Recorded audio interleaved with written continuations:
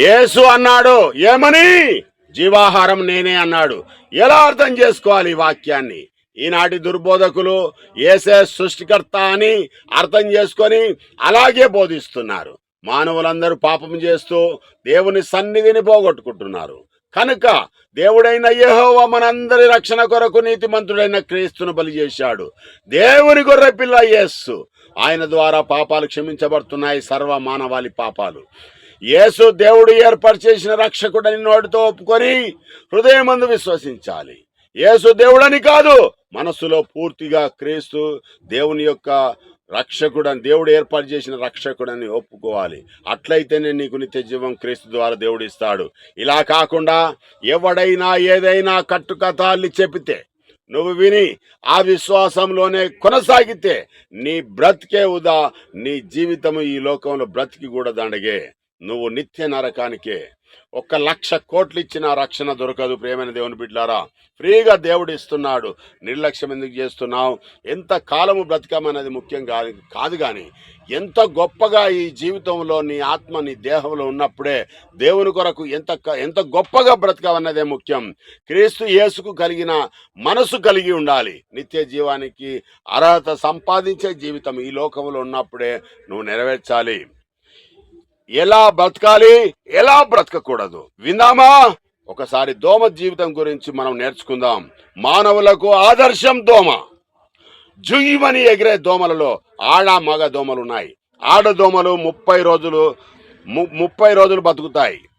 48 గంటలకు ఒక్కసారి రక్తం కోసం తహతహలాడతాయి.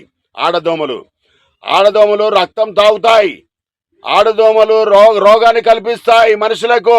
మలేరియా, డెంగ్యూ, చికెన్ గున్యా లాంటి అనేకమైన రోగాలు కలిగిస్తాయి ఆడదోమలు. ఎనాఫిలిస్ అనేక ఆ దోమ మనకు మలేరియా జ్వరాన్ని తెప్పిస్తాయి. అదే మొగదోమ మాత్రం తక్కువ కాలం బ్రతుకుతాయి. అవి జీవాహారమైన చెట్ల యొక్క ఆకుల యొక్క రసాలను పీల్చుకొని వాటి మీదనే ఆధారపడి జీవనాధారం చేసుకొని బ్రతుకుతాయి.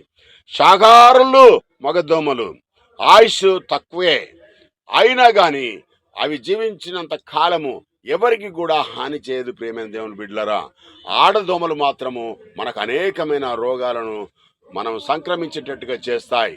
ఈనాటి దొంగ బతుకులు కూడా ఆడదోమల్లాగా వ్యాప్తి చెంది అనేక మందికి దుర్బోధలు చెప్పి అనేక మందికి నరకపాయల్ని చేసి నరకానికి పంపిస్తున్నారు. ప్రియమైన దేవుని బిడ్డలారా, ఆ పరిసయ్యుల్లాగా, సద్దుకయ్యుల్లాగా, శాస్త్రుల్లాగా వారు యేసుక్రీస్తు ప్రభు వారి గురించి ఒక మాట మాట్లాడుతున్నాడు.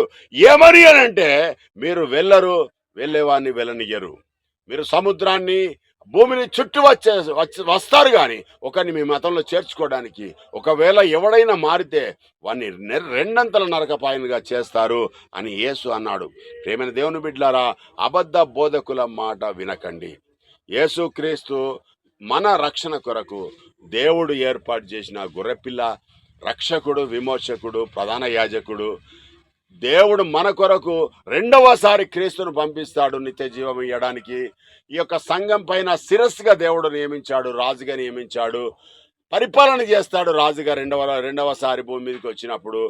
దాని కొరకు మన బ్రతుకు జీవితం లోపల నిత్య జీవానికి అర్హత సంపాదించేటట్టుగా ఈ భూమి మీద ఉన్నప్పుడే ఆయుష్కాలంలోనే మనం జాగ్రత్త పడి నిత్య జీవాన్ని సంపాదించుకుంటే ఎంత మంచిది అని బైబిల్ గ్రంథం స్పష్టంగా తెలియజేస్తా ఉన్నది. కనుక ఈ మాటల ప్రకారంగా జీవించి దేవుని యొక్క కృపను పొందవలసిందిగా ప్రభు పేరుతో కోరుతూ ఈ కొద్ది మాటలు ఇంతటితో నేను ముగిస్తున్నాను.